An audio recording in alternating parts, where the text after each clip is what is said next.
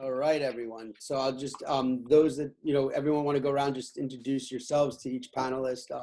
You can start, I guess, we'll start this way. So Keemo, you go first. What's up, guys? My real name's Kareem Hestry. I'm 17. I go by Keemokazi. I started on TikTok, but I actually started as a music artist. So I hopped on TikTok to promote my music, but I ended up making pranks on my family and mom, and it just went crazy. So, yeah. Love it. Next is David.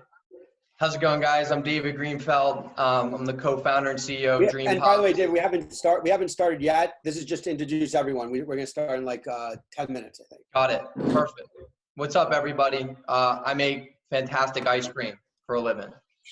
The best. And if everyone gets me your address, hopefully I'll get you some over to your homes. We'll send you out some Dreampops. Excited to be here. Jumped on TikTok about a year ago. Really excited about the platform. So appreciate you bringing me a mic. Absolutely. Is next, I think, is that Melanie? Yes. Hi, everyone. I'm Melanie Cohn. I work on the brand engagement team at Dunkin, so all things social strategy, merch, partnerships, activations, you name it, all the fun stuff. All the fun stuff. And we've been on TikTok since probably the winter and just are having a lot of fun testing, experimenting with it. It's amazing. Hannah.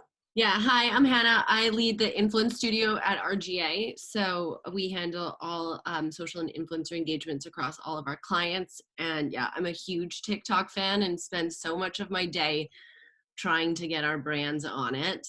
I heard Keemo likes Dunkin, likes to do content, and we can maybe put something together right now. You can do some content for him, give it to Melanie. Sounds great. Get some deals done. Let's do it. Get some ice cream in it. Do a collaboration with Dreampops. And then Bonnie's kind of in the background. Bonnie's why don't you introduce yourself to those that don't know you, Bonnie, on the panel? Yeah, absolutely. So wait, I'll turn my video on so you guys can see me, but then I'm gonna go away. Hi, Mel. Hey. So I am a VP of Strategy and Communications at Talent Resources. So these webinars have been kind of a pet project for us. Really excited to have you all together. This is probably the one topic that I think Mike and I both feel that there's been other webinars that have not really covered what people want to know, and it keeps leaving them looking for more and a new place to go. So I'm really excited that we're able to do this and get it going, and hopefully we can get Gabby on here in a second. But yeah, so I'm going to be basically moderating. I'm going to turn my video off. If you guys see on the bottom, there's like the Q&A button. We're going to be asking everybody who's watching to enter the questions through the Q&A. I'm going to be moderating them. So Gabby's only going to be asking the ones that have already gone through my filter. So if there's a topic that I feel has already been addressed, if there is a question that I'm like, no, this is not something that anybody's comfortable answering. So if there's certain topics or certain things that you guys are like, no, or, I'm just going to keep keeping it fast paced, keep it going. I know Keemo, I'm sure we're going to have a ton of fan questions for you, just to let you know, you posted yesterday, and then registrations just kind of shot through the roof. So I'll be watching. But yeah, let us know if anything comes up.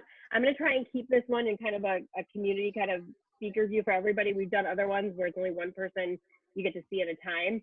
So I'm going to try and play with this. So don't worry, but let me know if you're having any issues with audio, or if anybody's messaging you that they can't get in. So there's a cap of 1,000 people allowed to watch, but we are going to live stream this as well. So that way, when they get a message, it'll say tune into the live stream. Okay. And so either be YouTube or Facebook. Bonnie, do you want us to mute when we're not speaking? Totally up to you. If you're somewhere that's quiet, then don't worry about it. But if you're in a situation like me, like I have children running around here, I'm going to stay on mute the entire time. But also in the chat, if you need to message anyone, so we can go to just our panelists, we can go to panelists and attendees, or you can have one-off conversations. Perfect. Let's see where he is. Okay, so he thinks he has it now.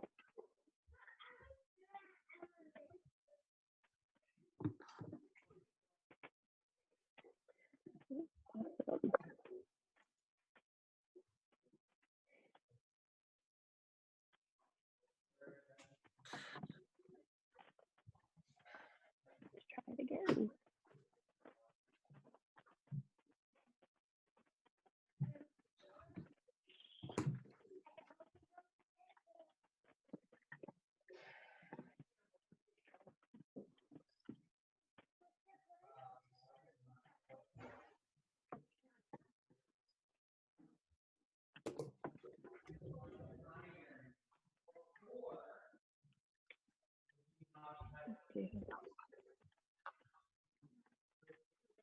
What's up?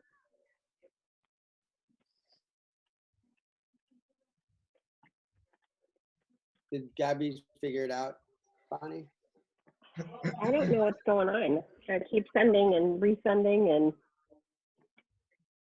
and try this one again. We did it. We tested the other day and it was good. Oh, there we go. She's here. Yay. Perfect. Hi, Gabby. What's going on? Not much. How are you guys? Good, good. Thank you for joining. We kind of just went through introducing each panelist to each other. I'm going to introduce you guys in, I guess, 5-10 minutes.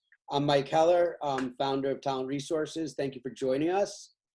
And I also have Bonnie, also from Talent Resources, she's right in the middle right there at the glasses. Hi. Yeah, sorry. We were having trouble getting onto this thing. It's my brother's laptop and it's, all his little passwords. So. We got you now, right in time. I know. I was like, oh my gosh, I'm freaking out. Yeah. All right. So yeah, so we're excited to have you. Do you see the bottom question where it says chat? Do I see? It says, you see where it says chat? Just click on that. Okay. It's going to open up on the right side. From there is where I'm going to send you those questions that we talked about for the second part. Okay, so got as long as you keep that open, just keep reading those. You're not going to see my picture. I'm going to, in about a minute, just so you guys know, if everyone's to go on mute, I'm going to open it up so people can log in. But Gabby, I'll be communicating with you the exact same, like right through here. I'm going to send you a test right now. Just let me know if you got it. Did something pop up? Yes, it says, okay. I'm Bonnie, to me privately test. Perfect. So right there, you'll just see all the questions that I'm going to send to you. I'm going to put right there. So that's where you're going to go. And also depending on, I'm going to be keeping track of time for everyone. We're going to try and keep this around an hour. So if I see certain questions are coming, or if there's something else that I want you guys to dig a little deeper in. So if we're talking about a topic and questions keep coming in through the Q&A, then I'll be putting something here. I'll say, Gabby, here, go to this person. So Gabby will kind of give you the cue. She'll direct the questions to each of you. But everybody feel free to direct message me as well privately if there's anything that you want to talk about, cover, or move on from. Sounds good. All right.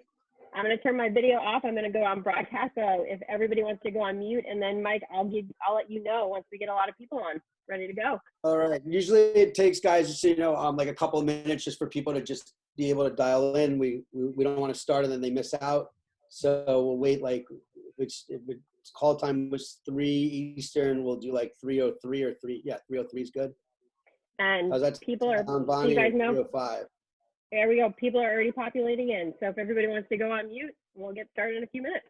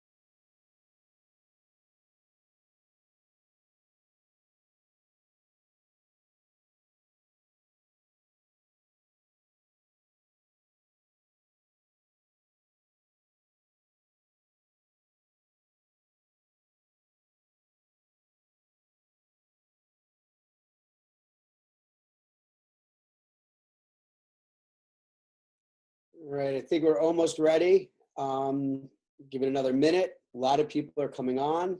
Excited to get this kicked off. Say in a minute.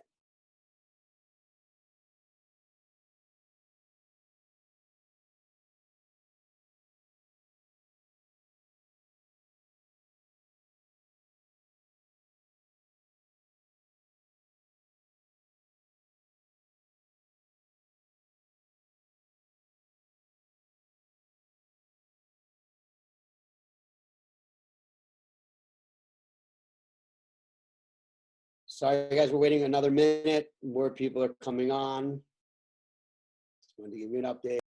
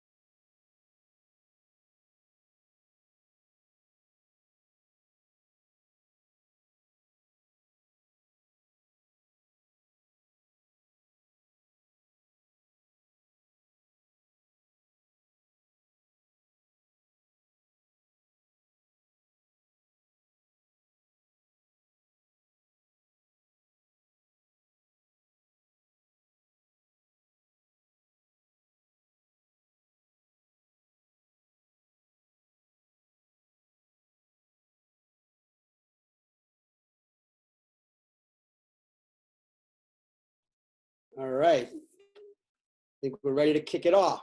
So, hello everyone. My name is Mike Heller, CEO and founder of Talent Resources. Welcome to our webinar series. This is our fourth one. It's a hot topic.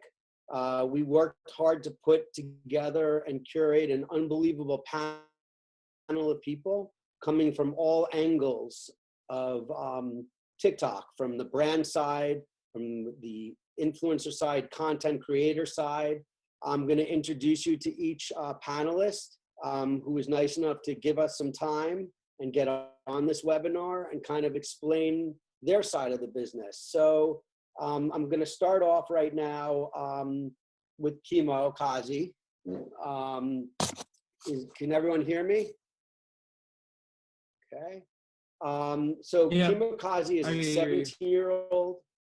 He's a content creator from content. So you cannot hear me? Sorry. You can or can't, sorry. I can hear. It's a bit unstable though. All right, I'll try to talk louder. Okay, started. So Keemokazi is a 17-year-old content creator from Chino Hills, California. He began his career by distributing music to SoundCloud, and he slowly rose to fame with a string of viral singles, including Valentine, Fashion Nova, and Flexin'. He built a large TikTok following with more than 5 million followers, and he's built it by sharing comedy videos with his mom and 5 sisters. He used quarantine as a positive way to share funny videos to make people laugh. And I've been watching the videos and I've been loving them. Keemo, keep it up. Keeping me entertained every single day. So I love that. And I come from a household with 2 sisters, so I don't know how you do it with 4 sisters, how many sisters you have, but that's crazy. We also have Melanie Cohn. She is a senior manager, brand engagement for Dunkin. Household name, everyone loves Dunkin. She was responsible for driving Dunkin's brand efforts, including social media strategy and creative development, in-store and online merchandise, community engagement, event activations, and influencer publishing programming. Melanie is also the founder of Young Women in Digital, a network of over 1,500 Boston marketing professionals working on or interested in working in digital marketing. YWD hosts marketing events and conferences and professionals to gain skills in digital marketing and meet their peers in the community. Melanie was recognized as a Forbes 30 under 30 in 2018 for her work with Dunkin and young women in digital. Next is Hannah Forbes, someone that we've worked with for over 10 years at Talent Resources. So it's great to have Hannah on. And she's a strategic leader with wealth and knowledge across social, culture, and influence. She currently leads RGA's Influence Studio, where her team builds social and influencer strategies and crafts authentic collaborations between creators and some of the world's most respected brands. When we had the pleasure of working with her, that was, I'm not even gonna say how long ago, she was an innovator then, and she continues. So it's great to have you. And you know, just to finish off on her bio, though she has been working on social with influencers since its infancy, she spent much of the last year working with TikTok, launching brand challenges and working with today's top creators. Her passion for integrating brand values and culture through strategic relationships and building online communities has been seen across her work with Samsung, Verizon, Pepsi, Mercedes-Benz, Nike, and Red Bull. Now we come to David Greenfield, and he introduced me to his Dreampop, and it was a dream of mine to be able to eat ice cream that's plant-based. David, fueled by late-night ice cream himself, binges, set out to create his own plant-based ice cream after noticing a lack of real ingredient-driven options in the vegan section of the frozen aisle. Dreampops are now in more than 1,000 stores and one of the fastest growing plant-based ice cream brands in the market.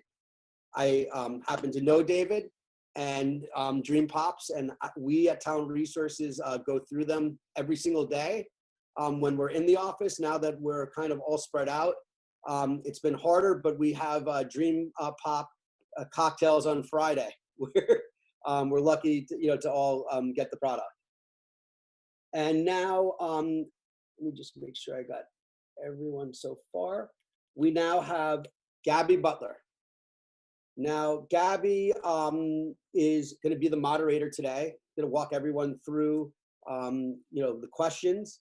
She's a 22-year-old cheerleader, athlete, content creator from Boca Raton, Florida, whose career began when she was 12 years old, when she created instrumental content that went to a high-level athletic cheerleading videos on YouTube. So she was like one of the first to get this content out there and to reach awareness in her field.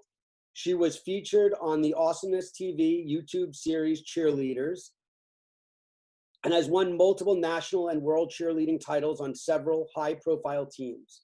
Gabby's been featured on the Skits TV docuseries Cheer, Full Out, and was profiled by ABC Nightline for a special on the competitive pressure of being a social influencer in the world of cheerleading.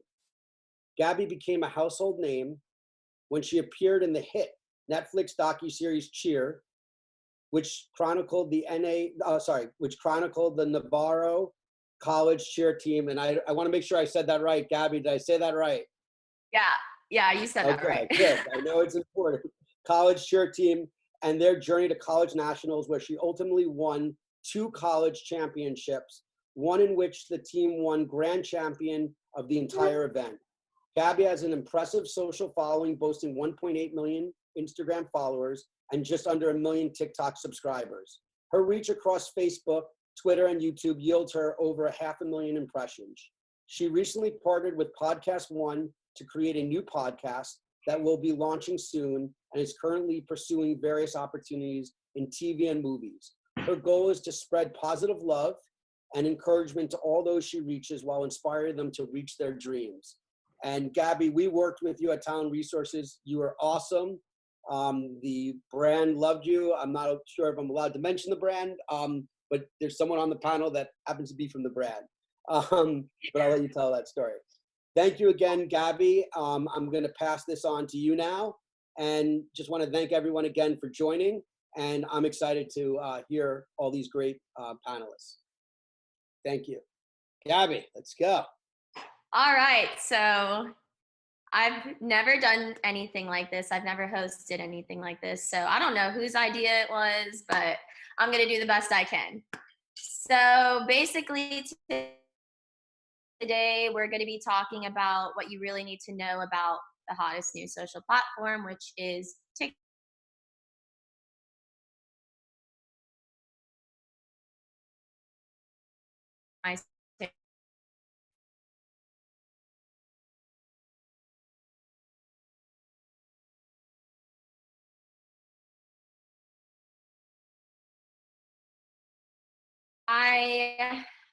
I would and just kind of get the ball rolling. So I would like to hear, obviously, everybody's feedback. And I'm kind of new to TikTok.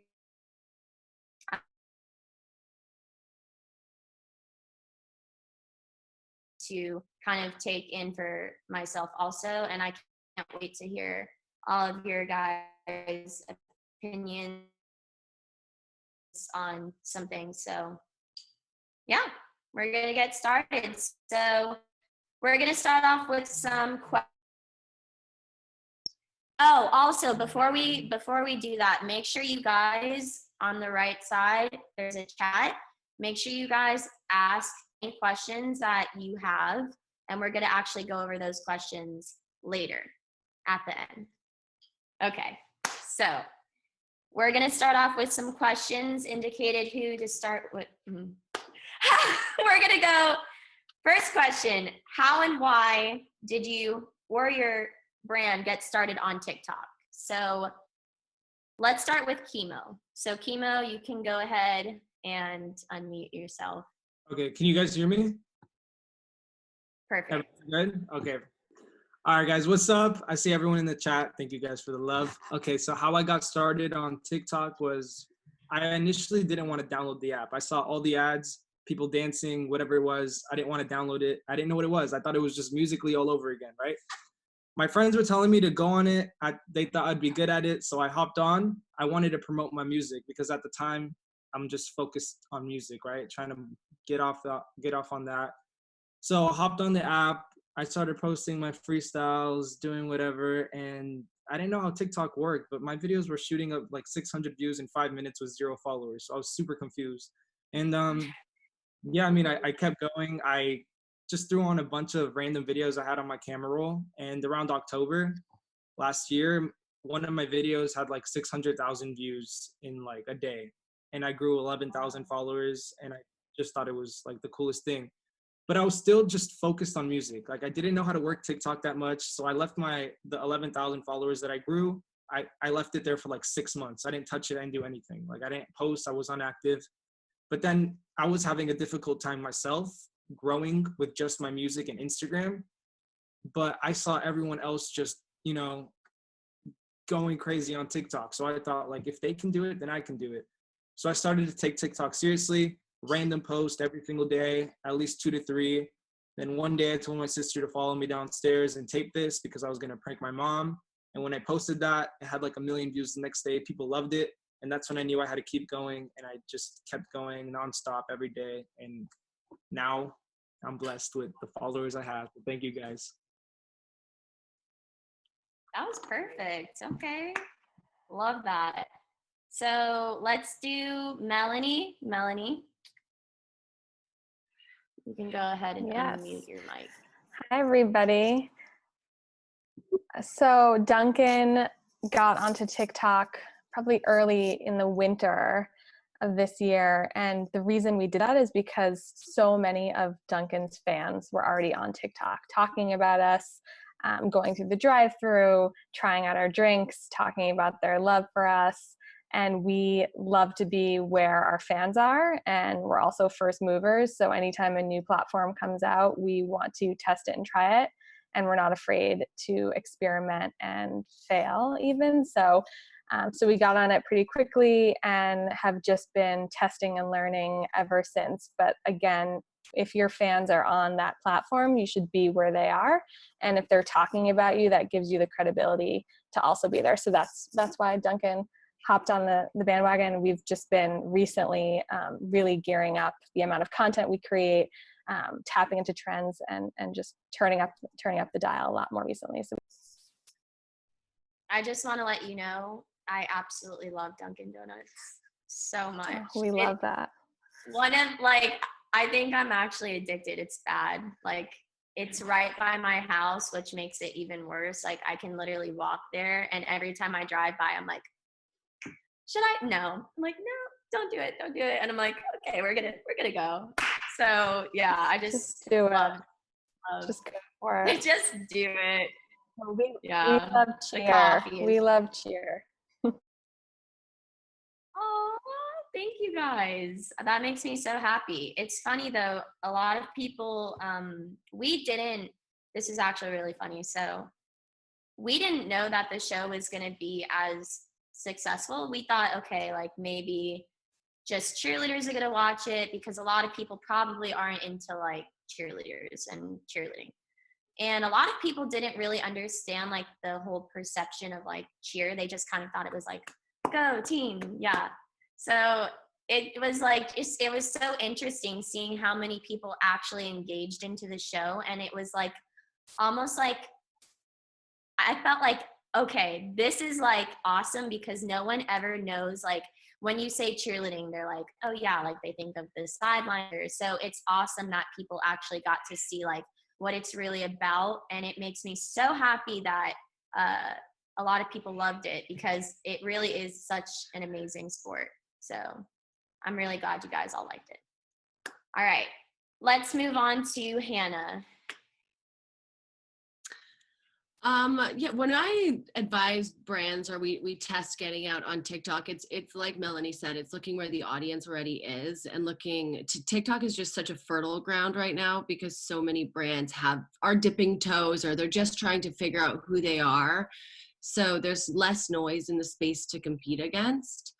But it takes a very sort of risk adverse and creative company to play in this space. But yeah, it's going where the audience is and speaking to them like their friends would.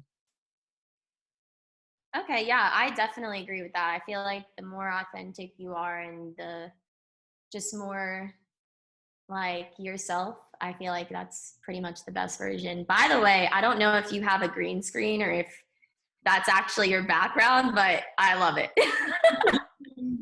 It's super aesthetic. Yeah, I love it.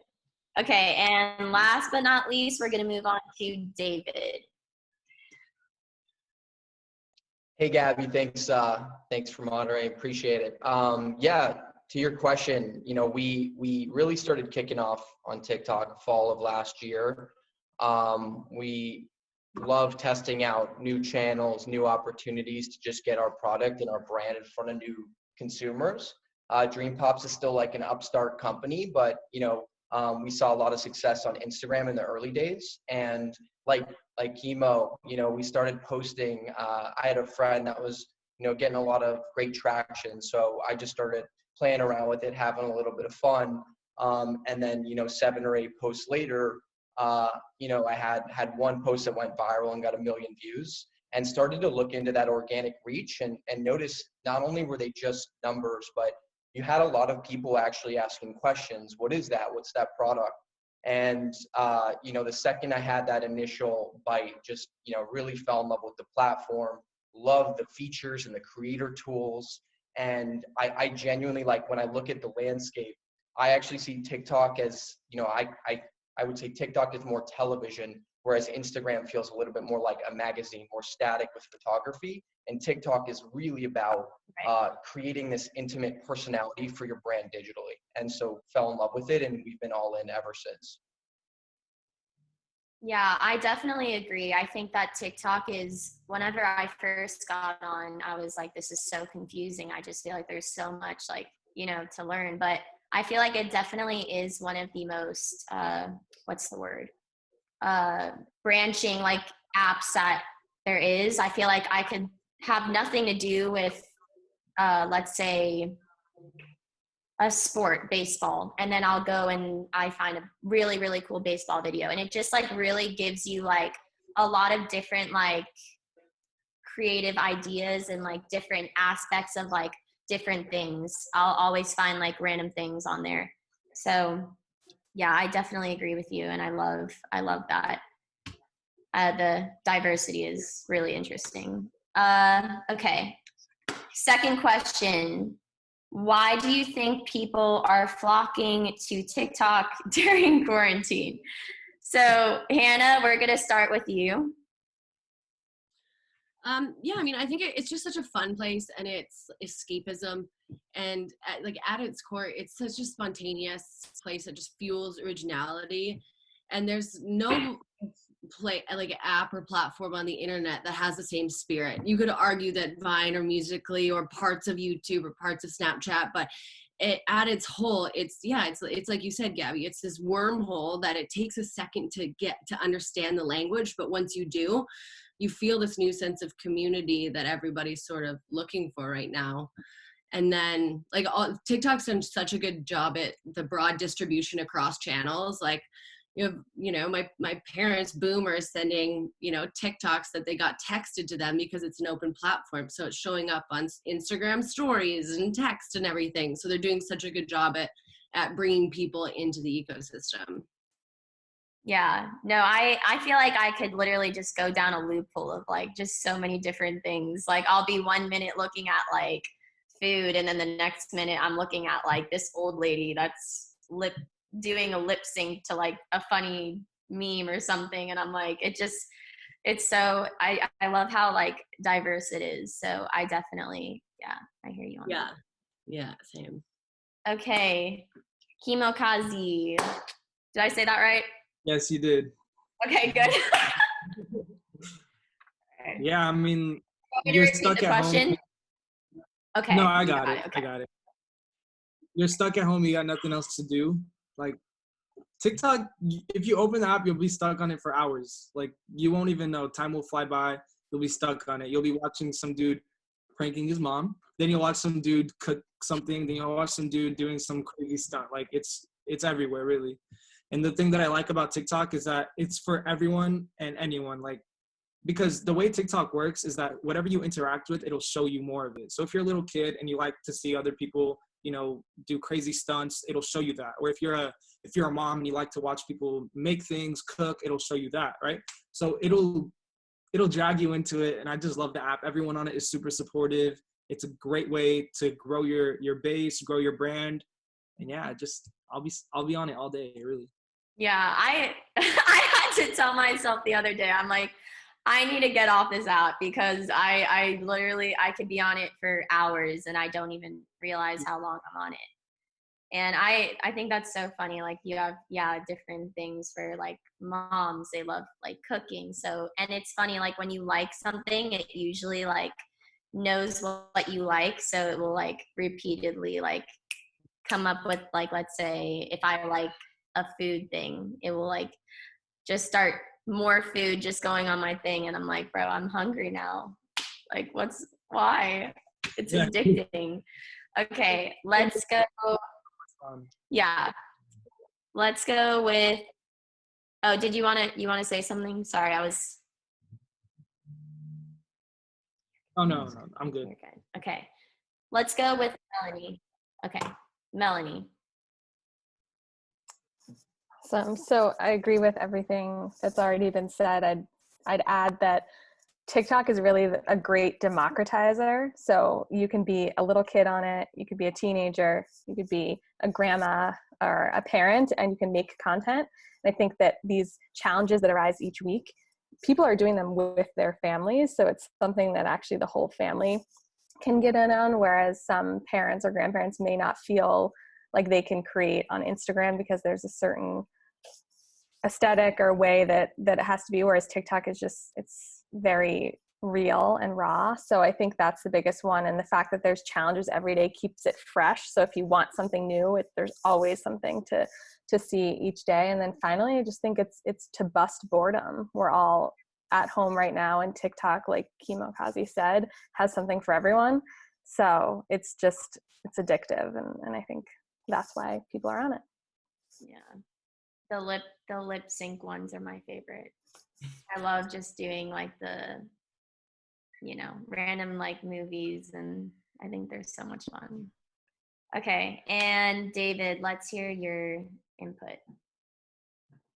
Yeah, I think it's a really fun platform also just because it's still in its infancy. It's so young that you know, you as Melanie mentioned, it's democratized. Anyone can create a piece of content that can be seen by millions of people. And on top of that, you got music and a number of those features that just make it a lot more engaging. And on top of that, you know, whether there's content that you want to learn how to, you know, create better content on TikTok, or you just want to watch someone lip singing or want something funny.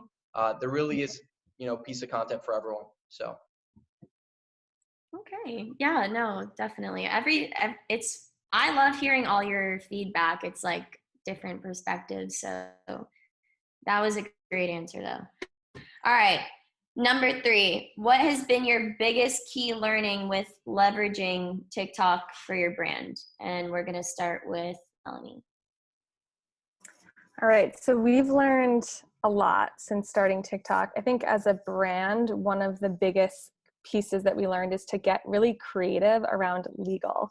So a lot of things trend on TikTok with popular songs by artists, but as a brand, we can't just use that song. It's the rights belong to the artist, and as a brand, you can't do that. So we've instead figured out how can we weave around that and still be a part of these challenges, but in our own way. So one example is, you know, the finger down challenge. So that was trending with other people's voices, but we decided to Dunkinize it and did, you know, the finger down challenge Dunkin edition. So put a finger down if you love Dunkin, put a finger down if you have our app, etc. And that one actually blew up. There you go. That blew up and is so fun to see sort of how we took something that was popular and made it our own in a way that worked for us as a brand legally and all that good stuff. So we're also looking into sound and voice. So because we can't use the popular songs like Savage, for example, we're creating our own sounds or looking elsewhere for sounds and trying to get a similar sound, but also bring in something new and fresh.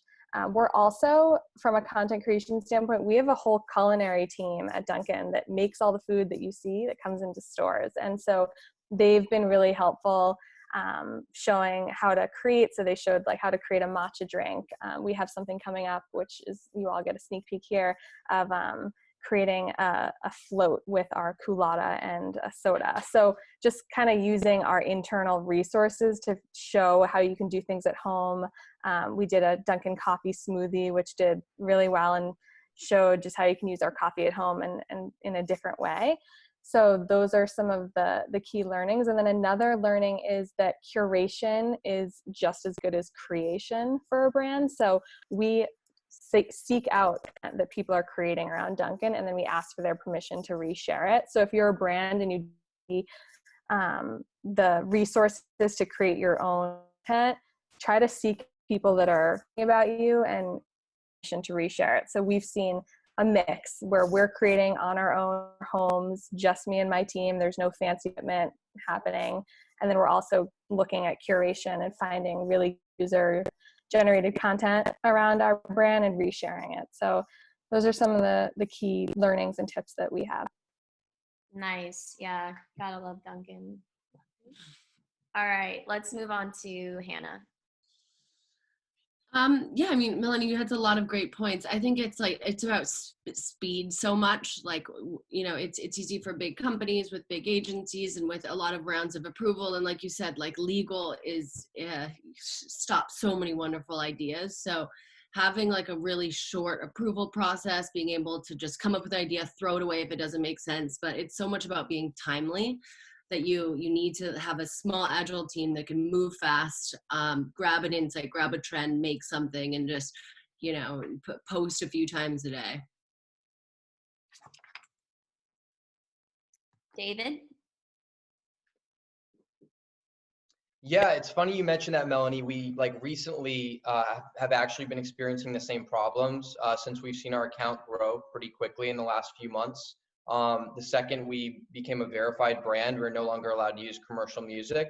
So we actually have, you know, we've made our own music as well. We've got a song that, you know, it's got a great chorus, and trying to create our own audio content to really push that. And we also have a Dreampops challenge, where people are eating a Dream Pop in one bite or just doing other fun things with the product. On top of that, we've been kind of really dialing in our SMS and text as well, where we'll have comments where we want people to text us directly and we'll really interact with our fans. Even when we're getting thousands of comments, we're manually responding to everybody. And that's another thing that I love is just the level of engagement. A lot of people will say that these numbers aren't necessarily traceable and that you can't necessarily trust those numbers. But when you have, you look at the polling tools and really the actual comments happening and then how that's relating to brand awareness, it's really powerful. And I think, just finding ways around legal, finding ways to create content that maybe a food brand, why is a food brand creating its own, single or hip hop track? It's really bridging this incredible opportunity between digital and CPG and consumer goods. And I'm really excited about it. So I like the whole challenge, the one bite of a I don't know if I could do that. All right, and Keemo. I mean, as an influencer, the best way to leverage is stay true to yourself, be yourself, stay creative, hop on the trends because every day there's a new trend on TikTok, but you want to do it your own way. So yeah, stay true to yourself and have fun with it. Go for it. No one's judging you. That's true. Like that. All right, number 4. Why did you feel Tock is the right platform to promote your brand? And we're going to start with David. Awesome. I wouldn't necessarily say we knew from in the beginning at the forefront. What's great about the Dreampops is it's a very visually, aesthetically pleasing product. And, it's this geometric popsicle that has performed really well in photography and video on Instagram. And so the second that we started to just, put music with the Dreampops kind of falling, or just we even turned some of them into characters, we started to notice people really just engaging and getting really excited. And on top of that, asking, hey, where can we buy this Dreampop? So the second we saw people converting to real customers and fans, that's when we thought that this was the right platform to really continue exploring and investing in. And back to what some of the other panelists have said, there's no judgment, and because it's so early, you can really try anything. And I think that's what gets us really, really pumped about it. For sure. I love popsicles, especially anything is popsicle. There you go. I'm gonna start using that one. All right, Hannah. I mean, I don't think that TikTok is right for every brand. I mean, just yesterday I was having a talk with a client who I think TikTok's it's young and it's sexy and people want to be involved in it, but it's not always right. It needs to be the right audience, the right tone. It's for a few select brands. So I just want to call that out, that it's not for everybody. It needs to fit your brand personality, your style of expression, and you need to have a point of view and a strategy to go on, so you're not just creating more noise, and you have a purpose on the platform.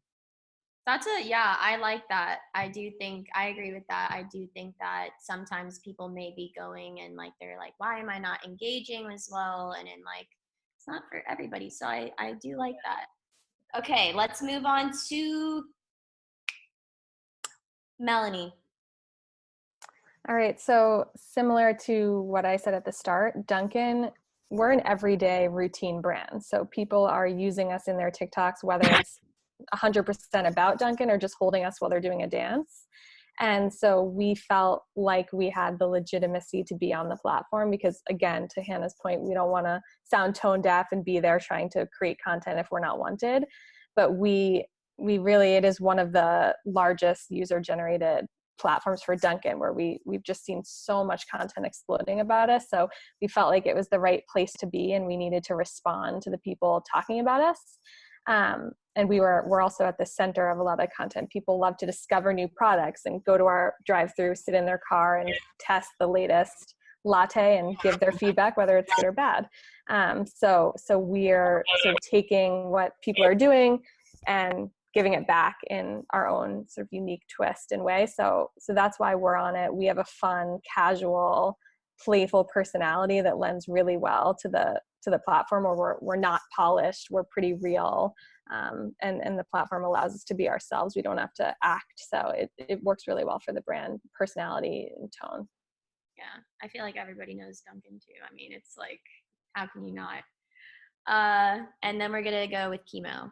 Yeah. So TikTok's obviously the biggest platform, but what I love about it is that whatever you post, whoever you are, if you have 1 million followers or 0 followers, TikTok will always give you a chance to show who you are. So when you first post a video, it'll put it on the For You page to a minimum amount of people. And if those people interact with it well, it'll boost it more and more. So it's really up to the creator to have fun with it, be yourself, obviously, and do what you think is good. And from there, TikTok will handle it, and it'll always give the creator a chance to explore it. Yeah, I definitely feel like TikTok be boosting people. I mean, It really does. I'm like, one day I put on, it was when I first got TikTok, and I put on a video, and I was just like messing around, and I like made it like kind of funny, and I like literally my phone just boom, like started skyrocketing with like views, and I'm like, I don't understand, I don't know what's happening, but I like it. I like that they're boosting. I'm about it. So yeah, love TikTok. Okay, this is one of the most important questions. What advice would you give to brands and influencers who want to either start or grow their presence on TikTok? And we're gonna start with you, Keemo. Sorry, can you repeat the question? Yeah. Yeah, it was kind of a long one. So what advice would you give to brands and influencers who want to either start or grow their presence on TikTok? Yeah, I've been saying it. If you want to start or grow, whatever you want to do, just go for it, really. If you have an idea, yeah, go for it. If you don't have an idea, if you have an idea, whatever it is, just go for it. Make a video, have fun with it, be yourself. It's like the same advice your teachers give you, your parents give you, be yourself, and no one takes it. But that's like the honest truth to the success. Just have fun. That's really all it is. Yeah, I always say full send it. I'm like, just full send. Let's go. All right, Melanie. Yeah, so my advice for brands would be to get on TikTok personally. So I just started myself following different brands, different creators, people like Keemo that were blowing up, to understand what trends are happening, what are they doing, what are things that I think we can do, or what are things that we would stay away from. So I've just become a power user personally, which allows me to then take what I find and bring it to the brand. So I'm always on there looking for, like I said, content around our brand, but what trending topics are there that we can put our own spin on? So, is there a dance challenge that's happening? Is there a recipe challenge, and what's our way in? So my advice is just to get on there and don't be afraid of it, because once you're on there, you'll start to get the hang of it and how the algorithm works. And I've posted some things that have had thousands of views, and it's just a testing game, test and experiment, and don't worry too much about having a perfect strategy. I think being on there is better than perfect, and just starting, and then you can start to strategize as you get in it. So don't worry about getting so tight on your strategy right away. Just kind of experiment, test, and you'll find out what's working. Yeah, I feel like my motto is don't take things too seriously, because I feel like the more fun and genuine it is, the better. Let's go with David.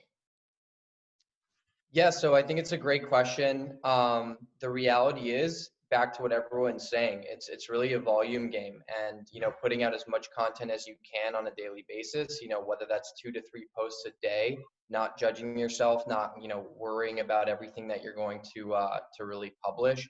Instagram, I think, has that issue, and this platform less so. People are less judgmental and are just more excited. I feel like it really celebrates really creative and unique content. So just volume of content. And then actually lately we've been going live quite a bit. Like, we're even live right now on our TikTok, live on this, and going live and interacting and talking to your fans one-on-one has been a huge part of growing our audience as well. So yeah, I do love how like people on TikTok are always so supportive. They just love you, and I'm like, yeah, love it. I agree. So much positivity on the app. I love it. Yeah, I'm totally about it. We stand. All right, Hannah.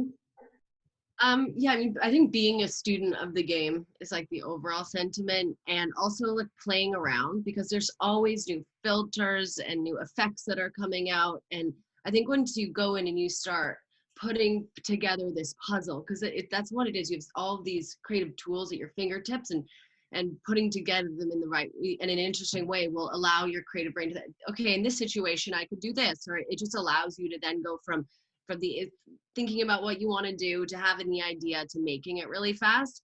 So yeah, create an account, create a dummy account if you want to, and just start posting it, like start using the effects. There's so much fun, and yeah, you're gonna get hooked, guarantee it.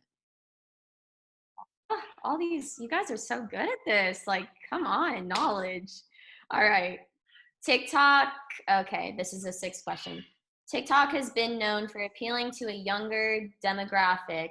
Do you see the average age and user changing based on our current situation? And do you think it will stay where it's at? And we're actually going to start with you, Hannah. Do you need me to repeat it? No. Okay. TikTok was having such incredible growth before the pandemic hit. I think this lockdown has just really accelerated that growth spurt, especially within millennials. You know, there's millennials, you know, had jobs and, you know, so many, you know, things that they have to do during the day that carving out time for TikTok is just like wasn't on their priority list. And to understand the platform in general takes like a few hours to even start to understand it. But I think now that they're in and it's, you know, spreading across every other social network, it's going to continue to grow. I mean, you millennials, yeah, they're loving it. And I think I read something where since lockdown, millennials have increased 27% on the app. Wow. I didn't know that. It's incredible. So I think that this is, yeah, I think that, you know, there's so, like, my favorite people to follow are boomers. Like, I think it's now cross-generational, which I love. Yeah. I feel like right now podcasts, Netflix, and TikTok are winning. They're all winning. All right, Keemo. Yeah, wait, repeat the question. Okay, so TikTok has been known for appealing to a younger crowd. Do you see the average age and users changing based on our like current situation? And do you think it will stay where it's at? Well, I mean, right now, that, like I said, the app is for everyone, right? You're a kid, you'll see whatever you want, whatever you interact with, it'll show you. So honestly, all I see it for now, I just see it growing and growing even more to more users. Like it's unstoppable, really. That's what I think, honestly. Yeah, I agree. I feel like it's for everybody. It is.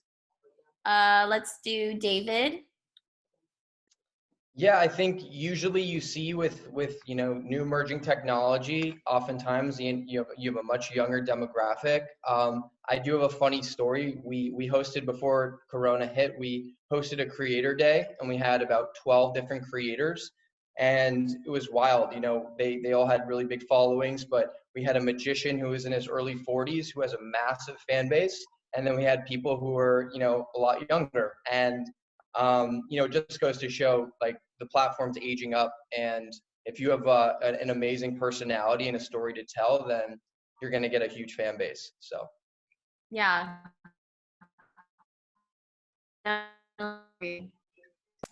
Yeah. All right, and we're going to do. Oh, I thought you had said my Melanie. name. Yep. I was like, Go ahead. thought I heard that. You're good. You're good. Go ahead.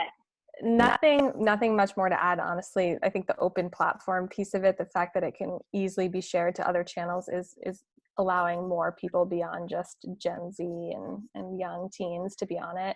And the fact that families are starting to do challenges and things together, I see it growing even more. And like I said at the beginning, it's a great democratizer. Once you're on it, it's easy. So I think it's going to continue to explode beyond teenagers.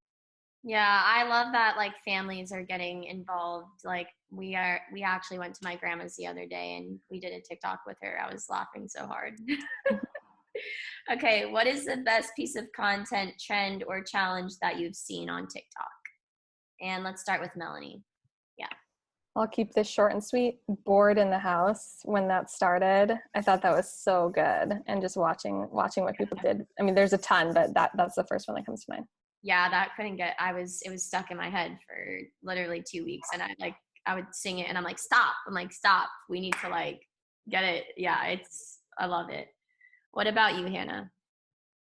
I mean, yeah, Board in the House is amazing. I think that there's a really good Chipotle challenge happening right now with David Dobrik, where he's giving away Chipotle for a year, and the UGC that's coming out of it is incredible. Like, people are spending days making up their own songs, their own raps, like asking for free Chipotle for a year, and just his audience is used to him giving away free stuff, and everybody loves Chipotle, and everyone likes making music, so it's just like, it's a no-brainer, but you guys should check it out. It's fun. Yeah, free Chipotle for a year. Like, what? That's insane. I'd be making up stuff too. All right, David. I don't know how viral it is, but I recently saw a pretty funny trend where they were taking a Shark Tank scenario of a boyfriend pitching to his girlfriend a trip to Vegas, and they used the Shark Tank music and theme and all the basically everything from Shark Tank. Thought it was hilarious. So that was actually my personal favorite right now. People get so creative. I'm like, how do you even come up with that kind of like stuff? All right, Keemo. I'd have to go with the Board in the House trend. It doesn't make you bored anymore. Yeah, I honestly, like, who doesn't love that? I mean, it's so catchy and just like so like. Have you heard the real song with Tyga? No, I haven't. It's a full-on song. It's pretty good. I'm gonna have to check it out after this. All right, guys. So we're gonna thank you all for your feedback. That's really awesome and handy. And I hope it answered all your guys' questions if you had any. Now we're gonna actually go to the questions, fan questions, and I'm not sure how to do this, but we're gonna just start off with, hold on, I'm gonna let it like refresh a little bit. Yeah, guys, I've never done like any host things like this, so I'm sorry if I suck. Okay. Yeah, we're still, what? All right, looks like we're picking. Okay, let's start off with, yeah, guys, I'm gonna start taking questions. What is the best advice for small business owners using the app for service-based businesses? And yeah, whoever wants to, Melanie, do you want to take that one?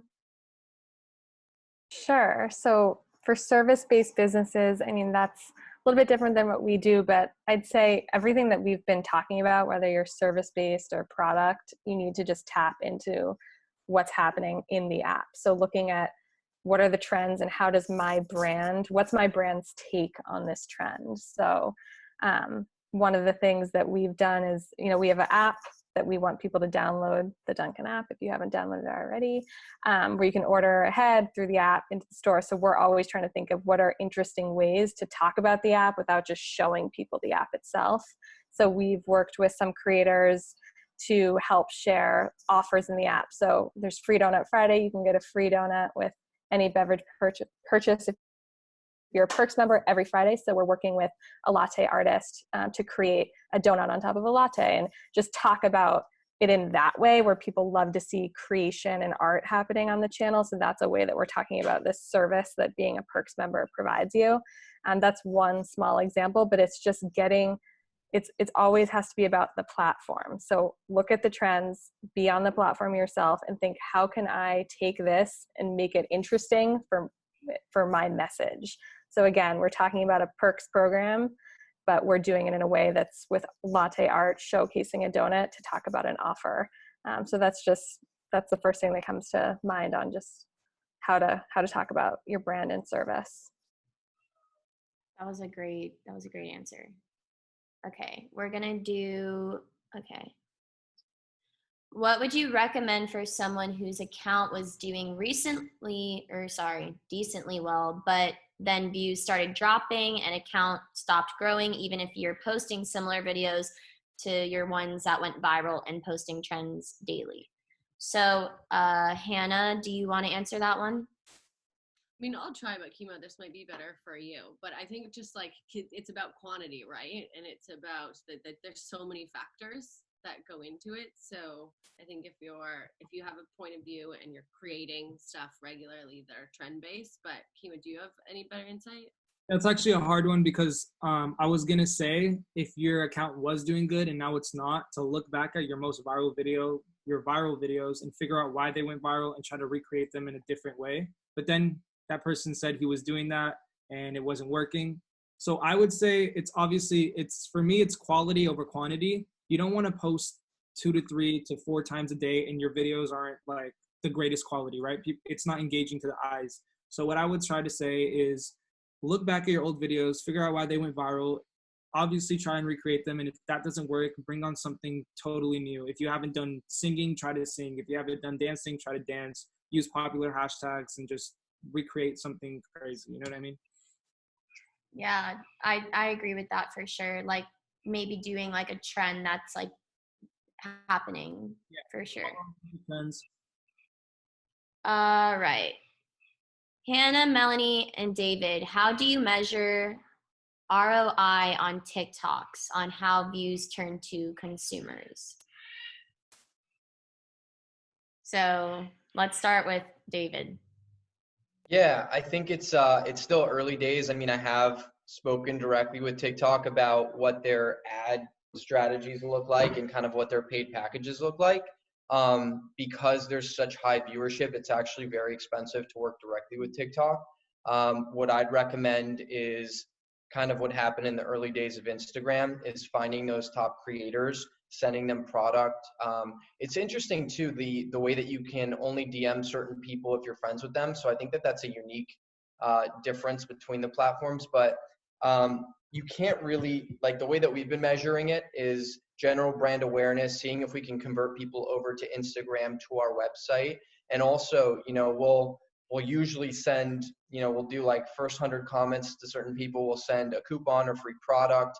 And we've seen people who've gone out and actually purchased the product in store. So being able to see that engagement with the fans and with, people who are commenting who are actually going to buy the product in the stores that we're listing when they ask where to get it is kind of the early days of how we're being able to measure ROI.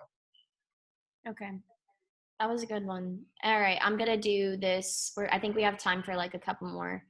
Can you speak to Dunkin's experience using an own TikTok channel versus using TikTok for influencer relations? Melanie. Sure. So I mean, we've used TikTok to work with influencers, so we do that and we'll continue. But from an own standpoint, we have our content pillars that go across all of our channels, and then we've specified them to TikTok. So like I mentioned before, we've really leaned into our culinary team as one content pillar to help showcase recipes and DIYs at home. So that's one way that we've differentiated that owned channel. A second would be we use our own challenges and voice to create things. So like I said, we had our finger down challenge, which I think has like 10,000 people have done that. And wow. From an ROI perspective, to David's point, we are looking into advertising, and it's quite expensive at the moment, but one of the ways that you can almost get into doing a challenge is to create something of your own and see how many people use it. And a lot of people are actually going to Dunkin and purchasing the product to participate in the challenge. So from an own perspective, we're just every day, again, looking at what's happening on the platform, what's something that we can tap into. We're looking at user-generated content. So again, if you don't have the resources to create content yourself, find creators that are talking about your brand or maybe talking about something similar to your brand that you can reshare, and start with that and see what people are liking, and then start creating similar content. So that's how we're looking at it. It's a daily grind, but we have fun with it. And just again, like it's very, very specific to TikTok. It's not like our other channels. So we've tweaked our strategy for TikTok specifically. Yeah, I'm gonna have to jump on that challenge for sure. And Melanie, have you used TikTok? Hold on, sorry. Have you used TikTok's advertising options like hashtag challenges? Did it meet your ROI expectations? Yep. So just mentioned we've looked into it and we've talked to TikTok several times. We haven't actually done a challenge yet, but are looking into it for the future. Want to again experiment with it from an organic perspective first, see what's working, optimize, and then decide if the investment is worth it. So that's where we're at today. But we do think the investment is worth it soon. We're just again still in the organic phase and working with influencers on the platform. Okay, and you want to do last? Let's do 2 more questions. Okay, so our TikTok page has excellent engagement, but not that many followers. Do you see a difference in followers versus engagement views? What strategy have you used to get followers? And let's do Keemo and David. Yeah, so for me, I always think your engagement is going to be higher than your followers, because the way TikTok works is that it'll boost your video to a higher viewer count than the amount of followers you have.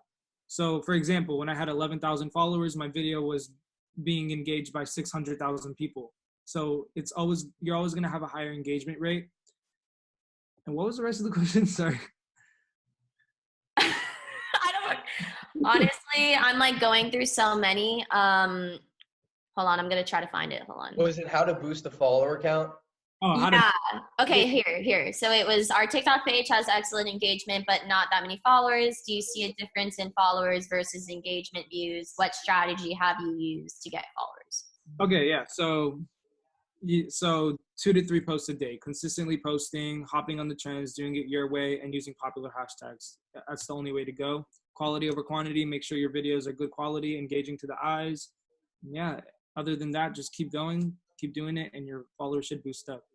So everything, 100% agree with everything Keemo said. I said the one thing I would add to that is literally replying to every single comment. And as manual and annoying as that can be, like being a real person, not a robot. And like there are people who are actually genuinely asking you questions or want to learn more about you, and taking that extra 5 seconds will bring them back to the page. Yep. Yeah,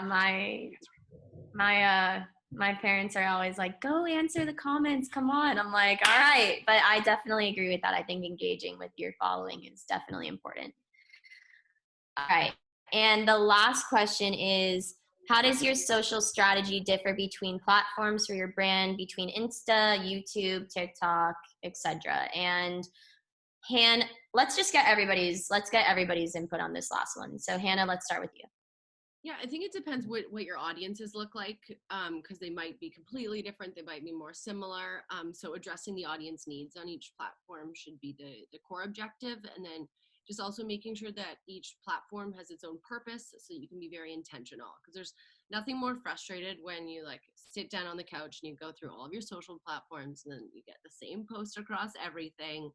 And we all know that as consumers, so just put on that consumer hat and make sure that each channel has its own purpose, so that way your audience will want and need to follow you on everything, and you'll be able to reach them at various need states that they're going through. Melanie?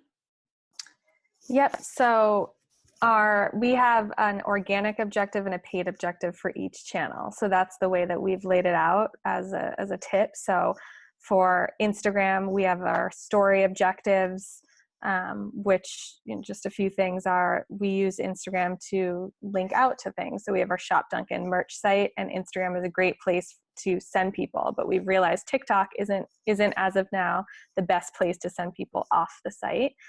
So that's just a small nugget of a difference. Facebook, we really look at for our major news and video platform, and Instagram in feed is really our visual, crave-worthy content for the brand, whereas TikTok is all about what's happening in the moment that we can Dunkinize, whether it's the trends, the voices, the sounds. So that's really just high level, the different strategies for each channel. And then for paid, there's another strategy as well, depending on what tools each channel provides. So that's us in a nutshell.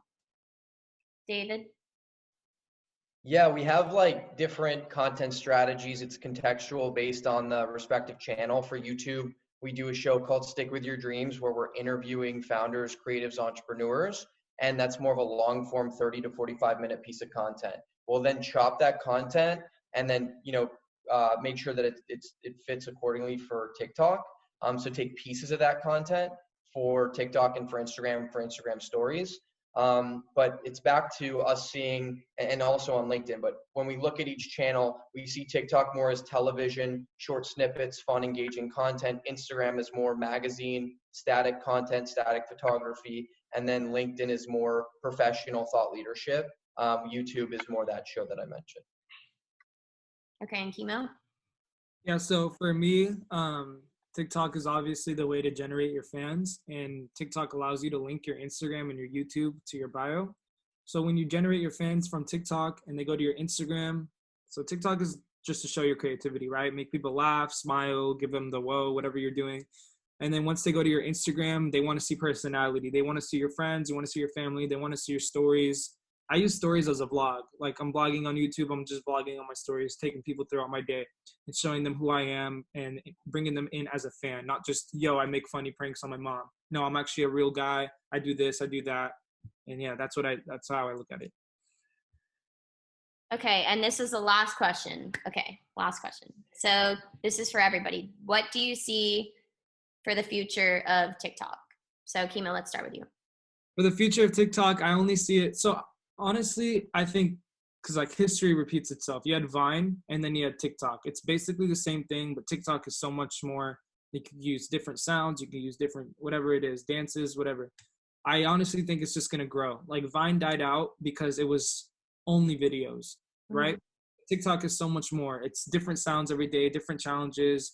You can do so much with TikTok, and I think it's only going to grow. Yeah. Hannah?